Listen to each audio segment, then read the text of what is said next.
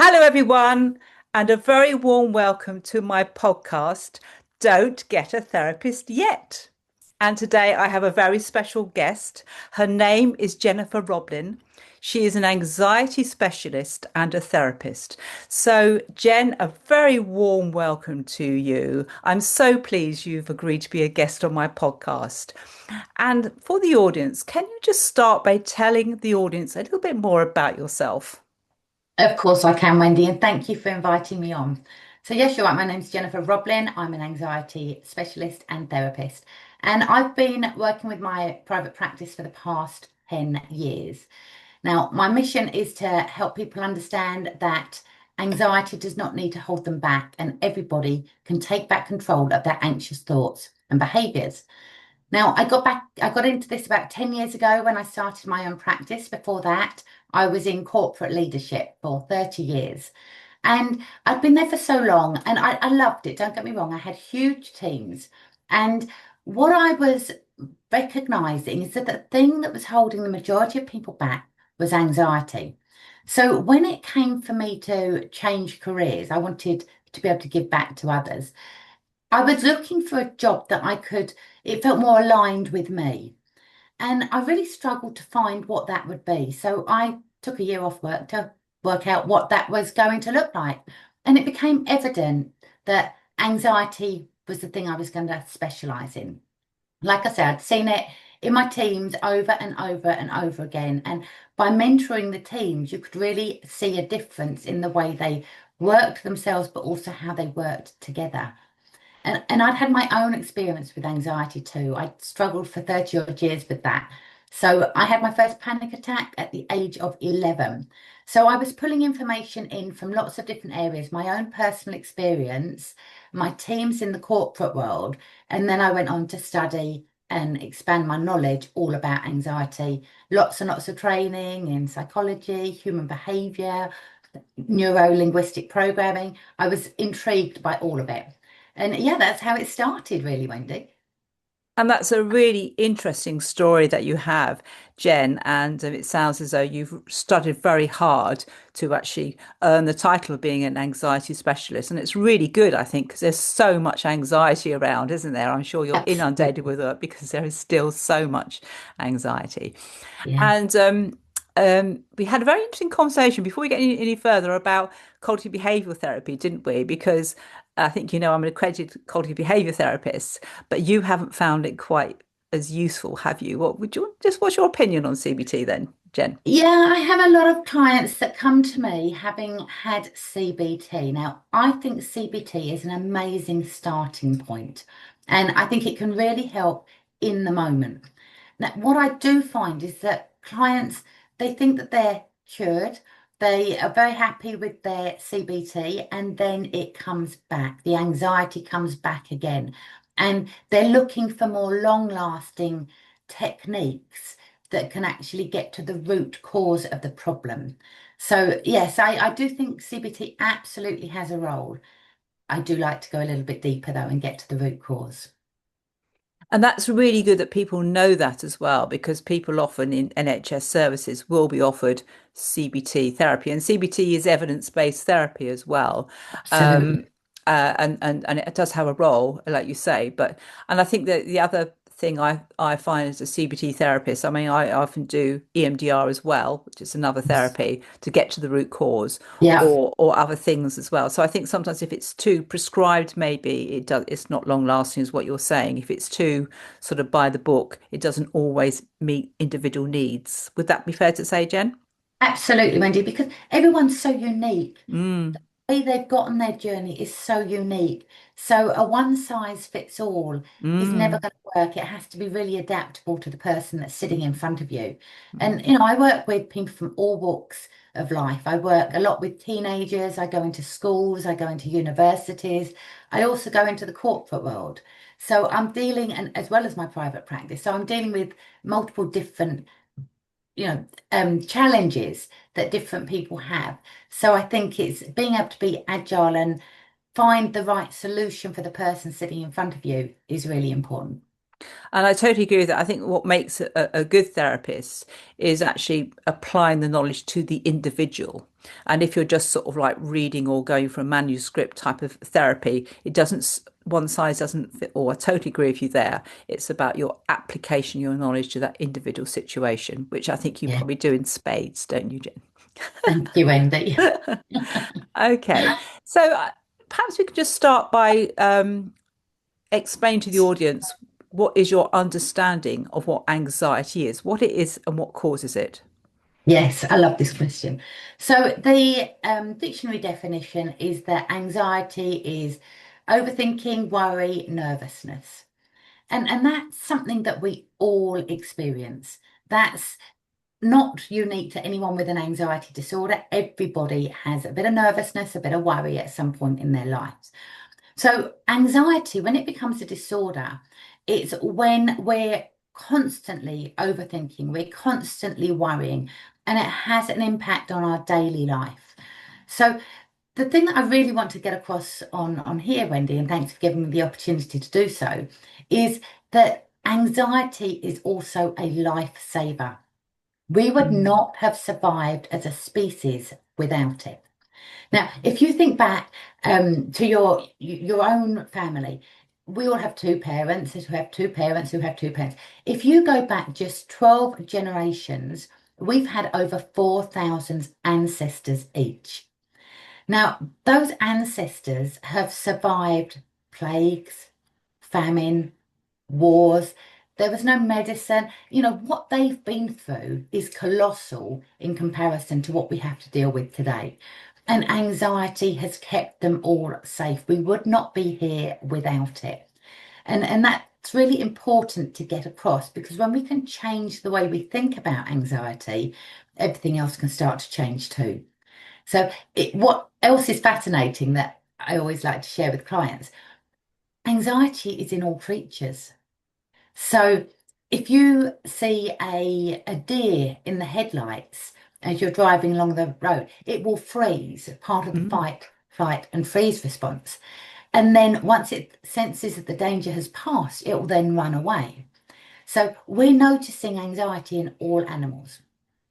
If you see a lizard, when you stand over that lizard, it will stay really, really still. And then once it realizes that you're not moving, you're no longer a threat, it scuttles away. So anxiety has been around forever. It's been part of the reptilian brain, the mammalian brain, and now the human brain. So we have to go right back to basics and look at evolution to understand exactly what anxiety is. And basically, we needed to be aware of where the tiger was hiding. We were living in caves. We were, we had other tribes that were wanting to take our shelter, our food. So we had to be able to protect ourselves. So anxiety kept us hyper vigilant to danger.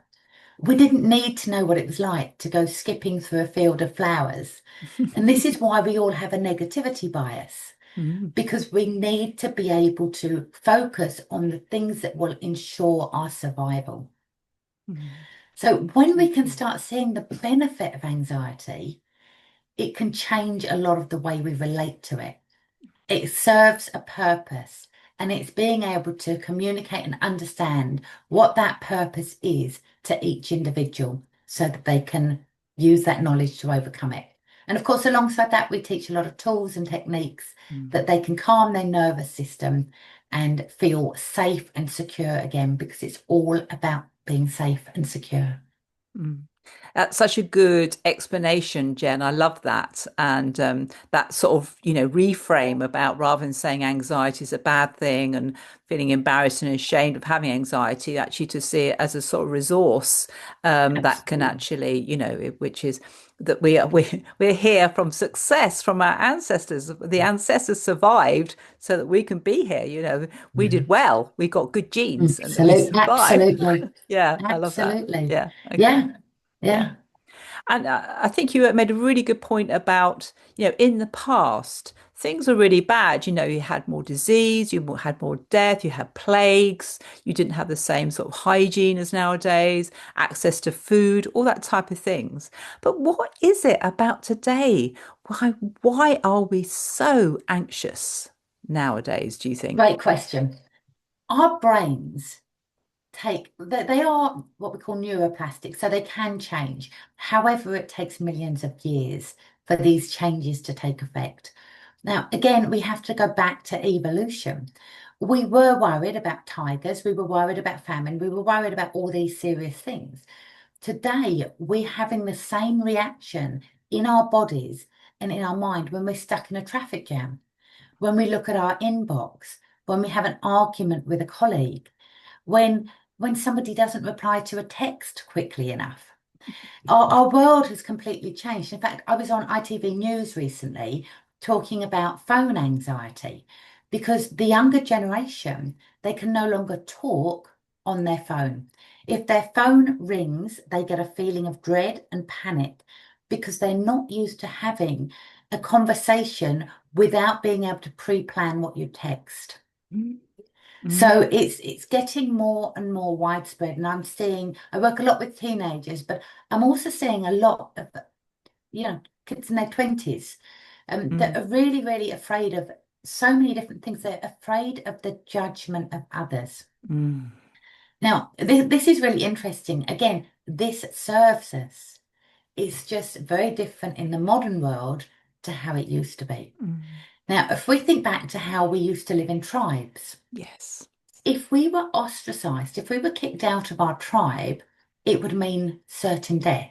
Mm, We couldn't hunt, cook the food, keep the campfire going, and sleep all on our own. We needed that community around us.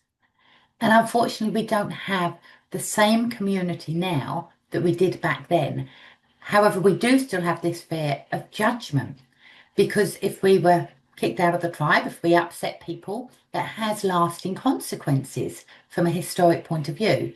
And I see it so often in teenage girls mm, that the friendship groups they often fall out with each other mm, between the ages of 13 and 15. It's very, very common because they're beginning to start understanding more about themselves and they go to different groups to fulfill their needs, and it can be devastating for the children that aren't taken along on that ride. So I see it come up a lot in that context, and it's very, very relevant when we think it's a threat to our safety. Our body still has that same reaction. We need to be able to remind ourselves that we are not in danger. mm, And I don't know about you, Wendy, but how many of your friends are you still in touch with from your school days? mm. What's Hardly a any. Mm, what's a massive, massive challenge to young teens is irrelevant when you get to our age. mm. But it's really hard for a 13-year-old to realize that it hasn't got lasting consequences. Mm. And I think you made a really good point about, understanding the brain in neuroscience. And I think at that age, the brain's still developing and they're trying to get more a sense of their own self and identity. They're trying to move away from the parents, aren't they? And trying to Yes, bring themselves into the world. But the problem with the world, it's not always at that age a friendly place.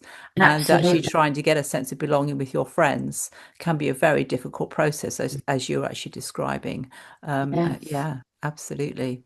Yeah, and that sense of belonging, like you say, I don't know why it is so much amongst females, but it keeps changing, doesn't it? They're in one group in one week, and then it changes, and they're another group, and they fall out, and that it could be very, very difficult for somebody of absolutely. that age. Yeah, totally Yes. agree with that. Yeah. Yes, interestingly, I'm seeing it more and more in older women too.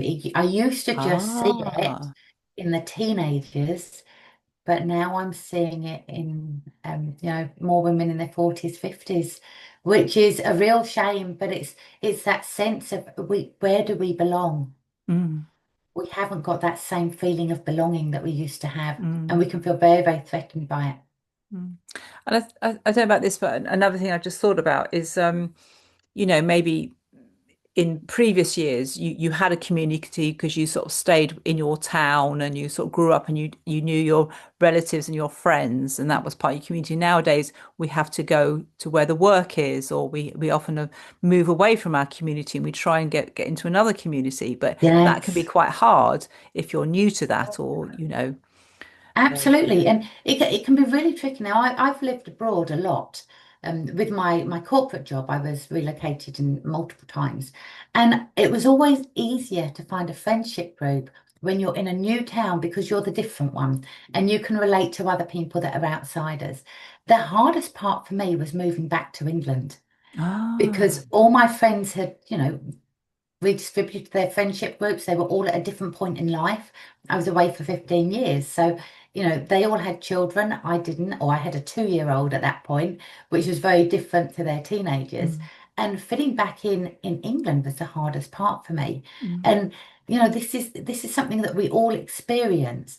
If we fall out with a friendship group, when there's nothing to differentiate us, to make us special, we can really struggle to fit in. So that's why it's really important to find like-minded people that you can connect with and have that common goal of what you're trying to achieve. So mm, whether that's joining a club, going, to something that you really enjoy, because you're going to always be able to have that common ground to start building up those bonds again. And mm. and it can be quite intimidating joining a new group. Very much so, very much so. And I think nowadays with the pandemic and people working more at home, and I think people go out less, we sort of have more takeaways now. The actual art of actually going out and socializing and finding places to go, I think also can be a bit more challenging nowadays. Absolutely, absolutely. Yes, I'm hearing it over and over again. Mhm. And people lose the It's skills. They they do yeah, lose the skills. They yeah. do. And another thing that I'm finding is um we're worried about our future. We're worried about one of the things that's coming up for me a lot at the moment is people contacting me about death anxiety and the future because we're inundated with information on our televisions, on our screens. It's all doom and gloom Mm, because obviously that's what sells. mm, And whereas we used to know what was going on in our tribe, we now know what's going on in the entire world. And our body doesn't know the difference between mm, what we're watching and what is actually being experienced by us. Which is why, if you've seen a wonderful film and you're sitting on the edge of the seat and you're feeling all those emotions that the film wants you to receive or to mm. feel, we're getting the same impact when we watch the news. Oh yeah. A soap opera that a client was talking to me about recently. She's been watching, I think it was EastEnders, for years, and now she's saying that she's had to stop watching it because it was too down. It was bringing her mood down because it was so depressing. Mm, So it really is a case of being careful, being mindful of mm, what you watch and what you let into your system, mm, because your body is going to release the chemicals in response to what you're watching, regardless of what your mind is telling you. mm. That's so true. It's so true, isn't it? And I think sometimes we can get addicted. I mean, another thing that I think a lot of people describe to me is something called doom scrolling. What do you think about that, and how does that affect us? And this is a really interesting one as well. Obviously, doom scrolling is best avoided at all times. We're not going to find the answers that we want that are going to lift us back up. We're going to find the negativity. Um, and that really has a big impact because it makes us start to believe that that's the only option out there for us. We're not Mm, seeing the good news. Doom scrolling, every time we scroll through social media, this is the same with any addiction, really. yeah. And as we scroll through social media, we are getting a dopamine hit. Mm, Now, social media has been designed based on the old slot machines in, mm, Vegas and gambling. And we want to have the unexpected show up. There's always a little bit of excitement about what's coming next. So we keep on scrolling and scrolling and scrolling. And every time we scroll through, we get a dopamine hit. So our dopamine levels go up. the challenge we've got is that our dopamine levels will always reset. So after we've had a high of scrolling, in whether it's good news, your nice little fluffy cat videos on TikTok, or whether it's doom scrolling, you're then going to get the counterbalance, and you'll have a slump afterwards. So where we think that we're pacifying ourselves with kitten videos, it has the opposite impact. And Mm. again, doom scrolling just amplifies that. We're looking at negativity over and over and over again. And I think I said to you before, I haven't watched the news for 17 years. And Wow. a lot of people are quite shocked by that. Mm. And I used to run some courses, and I can remember saying to somebody once, that I didn't watch the news. This was many years ago. And she said to me, "That's so irresponsible. How can you not know what goes on in the world?" But you always do know. Mm. You always know. There's never been a point in time when I haven't been made aware of something that I need to be made aware of.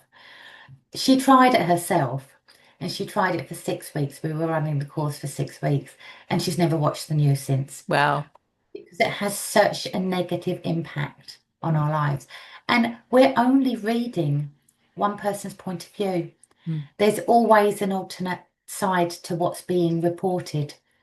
And, we can get into a lot of arguments, fights, debates, because we have such a strong opinion on something. And sometimes we don't have the full picture. Mm. And I think also they know that negative news catches our attention as well, doesn't it? And Yeah. speculation. So again, we're fed that negative news because it our brains naturally are alerted to it. And also on social media, your algorithm will actually, if you're scrolling negative news, it will give you more negative news as well. Yes, So you get more of absolutely. it. Yeah. Yeah. Yes. Yeah. Yeah. Oh gosh. Say if you are aware and you're listening to this podcast and you're doom scrolling, how would you help somebody in that situation, Jen? What would you advise? I'd advise them to set a limit. Now, I'm Mm. not saying that people need to stop social media altogether or stop scrolling altogether. The internet, social media, they all have a place, and they've been fantastic in many ways. So we've got to look at it from a balanced point of view. It's how we're using it that's the challenge. So try your best to not doom scroll. Remind yourself that you're only getting one side of the story. Obviously, a lot of pharmaceutical companies will put a lot of information out there. They don't want us to heal ourselves. They want us to feel broken, because there's a lot of companies making a lot of money out of people feeling broken. So be careful of what you're watching. Stick to reputable sources, and try and limit the time that you're willing to spend on there. Now, an antidote to doom scrolling: go for a walk in nature. Mm. Now, I talk Yeah. about this so much. Me too. I love it. Yeah, and no, it seems so simple, and a Yeah. lot of people think it's too simple. Yes. But if you walk in nature, notice how your heart rate slows down. Notice how I was going to talk about this later, but you can go into peripheral vision. And peripheral vision is one of the hacks that I really like for calming down your nervous system. So when you're walking through a forest, or, in a nice field, nice natural setting, you're aware of everything around you. You're aware of the trees, of maybe other people, of colours, which means you've gone into peripheral vision. And that puts you into what we call the rest and digest state. Now, that's the opposite of the fight and flight. Yeah. So your nervous system can be in one, the fight and flight, the anxious way, or it can be the rest and digest, the calm way. It can't be in both. So you can flip your nervous system really easily by going into peripheral vision and seeing all around you. A great way of explaining this, sorry, am I jumping around too much, No, Mandy, not here? at all. No. Perfect. A great way of explaining this is, most of us, at least if we haven't driven a car, we've been in a car. So we'll be driving along the road, and we're seeing buildings, we're seeing trees, we're seeing people everywhere. If the car in front of us puts its foot on the brake, our vision goes instantly to the brake light, and we react immediately by putting our own foot on the brake. That's anxiety. That's anxiety that we haven't had to stop, think, and process. We've instinctively put our foot on the brake. So it's helped us. But what's interesting here is we've only seen that brake light. You'll notice that you no longer see the trees, you no longer see the people, you no longer see the buildings. That's how quickly we can flip our vision and our nervous system to protect us. So walking in nature opens up our vision. It helps us see everything all around us, and it helps us go into our rest and digest. Now, is this just recorded or is this visual as well, Wendy? Because I can give a quick So demo. we're visualizing it on for YouTube. So Perfect. the So the what I've audio done, and visual. okay, so I'll explain what I'm doing. So if we were to put our hands up by our ears Yep, and wiggle our fingers, if you can see your fingers moving whilst you're looking straight ahead, yep. you've gone into peripheral vision. Oh, yeah. Doing This it. is how you know. And as you can see your fingers, you can see what's either side of you. You might be able to become aware of what's above you. You might be aware of your lap. That's going into peripheral vision. So it's a great way of calming down your nervous system. It's one of the top tips I give. I do teach public speaking as well. So it's one of the top tips for anyone that's going onto stage and about to speak in front of a big audience. It will calm your nervous system before you go out there. Okay, that's a really good one, isn't it, Jen? And it's one that people can really relate to. And I think what you've done very well is I've had people come to me and said, "Oh, yeah, the therapist has said go for a walk." I mean, that's ridiculous. That won't sort of cure me. But when you explain the science behind it and you actually explain the physiology of how your body responds to that, it's like, Mm. that makes sense now. Now I understand. And also, Yeah, you don't want to go for a walk just looking for danger either. What you're saying, you want to go for a walk and embrace the nature as well. So it's how you go for a walk is absolutely. important. And you've Absolutely. explained that really well. Yeah. Another point on that where it will help to hack your nervous system as well. When we're going for a walk, try not to look downwards. We spend a lot of our time looking down at our phones, looking down at our screens. Now, historically, from an evolutionary perspective, all of our predators were on the ground. So when we're looking down, we're sending signals to our nervous system that we're scanning for danger. So when you're out on your walk, try and keep your chin up and look around you. Because again, it's another nervous system hack. When you're looking up, your body thinks you're safe. So Mm, it's just becoming aware. Looking down means you're looking for danger. Looking up, you're sending signals that you're in a safe place. mm. That's really interesting. And I suppose sometimes people are looking down, perhaps on their computers and everything that they spend a lot of time looking down and just Yeah. actually taking that time out and going and looking up. I mean, Yes. that's such a very powerful thing that people can do, You can do it which like is really that. good. It's so Yeah. Yeah. That's really, really good. I love that it's one. interesting. If you think of a challenge that you might have, and you think about it and look down and you mark the intensity out of 10, you'll find the intensity of that challenge is so much higher than if you look up. If you think about the same challenge that you're facing or the same decision that needs to be made, and you look up and think about it, you'll get a different solution. Amazing. Yeah. Wow. Well, like you say, people can do that now, can't they? They can take that away and start doing that and actually manage and control their anxiety. That's really, really good stuff, Jen. Yeah. Yeah. Yeah. Good. Okay. And I know you've got so many strategies. Maybe perhaps you could just give one more for the audience. I know you've got a lot there. Would that be too much to ask? One No, more. no, of course not. Of course not. Which one should I choose? One of my favorite strategies, and I know you're familiar with this one, Mendy, because I've done it with you before, but it's about unspinning those anxious feelings. So the best way to explain is for your audience to focus on where they feel their anxiety right now. Mm, And quite often we'll feel it in our chest or mm, our tummy, but it totally. could be a variety of different places. It's different for everybody. And I want you to really focus on where that intensity is and really tune into it. And it's going to feel a little bit uncomfortable. It'll feel familiar because we're used to feeling it there, but it's not a pleasant feeling. So I want you to just focus on where it is and give it a size. How big is that feeling? How heavy is that feeling? And just notice what it feels like right now. Notice what color it is. And sometimes people will say to me, but it doesn't have a color. Your subconscious will know the color. It will always know it. And I want you to just focus on which way it's spinning. It will be spinning either clockwise or anti-clockwise. Which way feels familiar to you?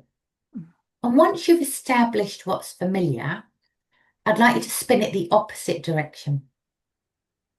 Mm, And as you start spinning it the opposite direction, you can use your hands to help you. Some people like to just use their hands to guide how they're spinning it.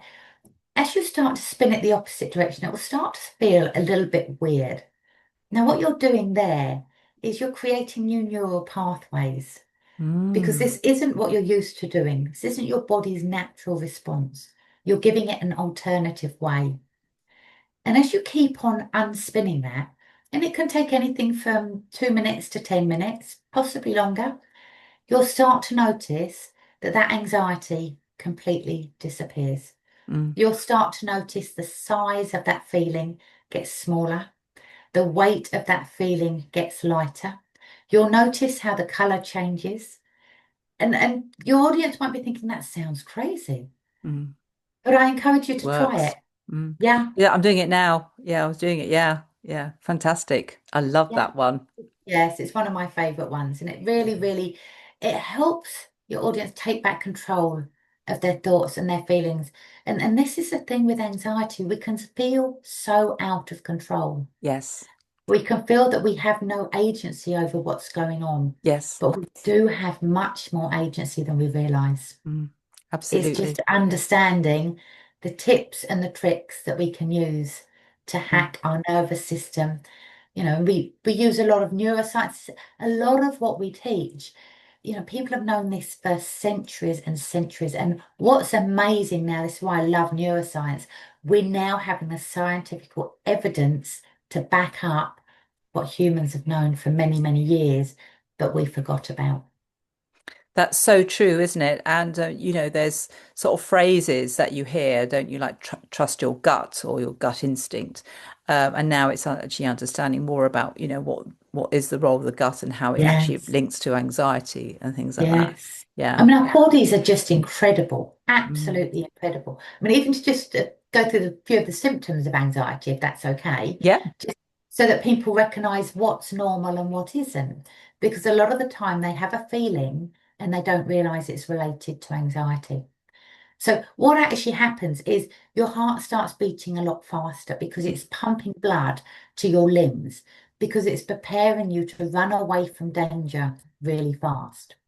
A fascinating thing I find, your blood starts to clot because if you're attacked, you don't want to bleed to death.